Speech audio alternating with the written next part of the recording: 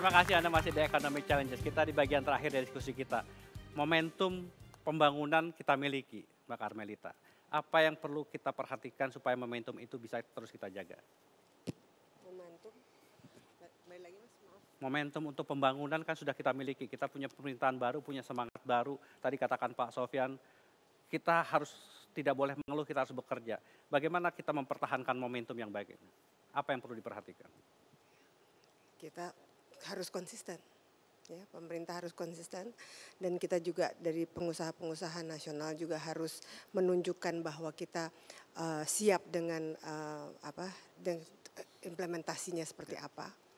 Ya, saya rasa itu yang kita bisa sampaikan. Baik, Mas Haryadi, apa komitmen dari teman-teman Apindo sekarang ini untuk menyongsong masa depan yang lebih baik? Kalau teman-teman Apindo itu selalu siap ya Mas ya. Dari kemarin aja zamannya susah, pemerintahnya jalan sendiri, kita juga tetap jalan terus tuh. Jadi kita sudah terbiasa hidup dalam ekonomi yang autopilot ekonomi.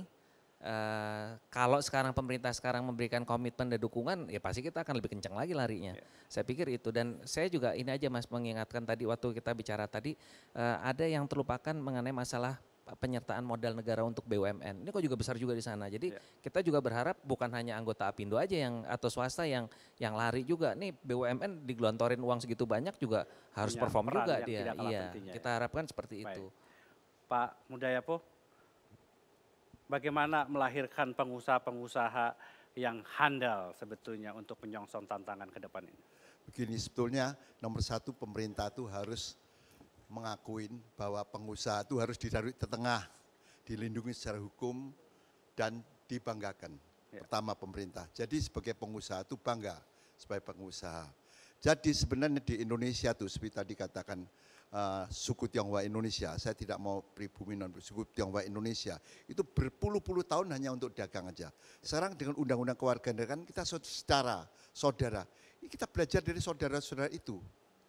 Jadi yang belum pengusaha yang handal, kalau mau belajar dengan kawan-kawan saudara-saudara ini ingin jadi pengusaha, itu pasti cepat maju. Cepat maju. Begini Pak, ada kata-kata di dalam suatu usaha kalau mau maju.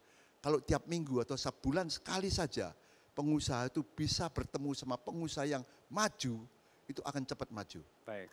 Jadi itu pesan saya. Pak Sofyan, kehadiran Pak Sofyan sekarang di pemerintahan, apakah itu membuktikan bahwa pemerintah peduli pada pengusaha sekarang? Ya sebenarnya saya kan baru satu ya yang di dalam ya. Sebenarnya di dalam banyak sekali pengusaha, saya lihat malahan beberapa jadi menteri, malahan presidennya juga pengusaha, wakil presidennya juga pengusaha. Jadi ini kesempatan buat kita sebenarnya. Untuk membuktikan. Tapi kita harus memanfaatkan juga bahwa tidak segampang itu ya. Saya di dalam baru pengalaman juga bahwa birokrasi kita itu memang tidak gampang. Dan ini harus kita dorong untuk cari terobosan-terobosan. Dan ini menurut saya, kita kan pengusaha-pengusaha itu survive selama ini. Kalau bisa survive ini kan mestinya birokrasi ini bisa kita hadapi juga secara baik.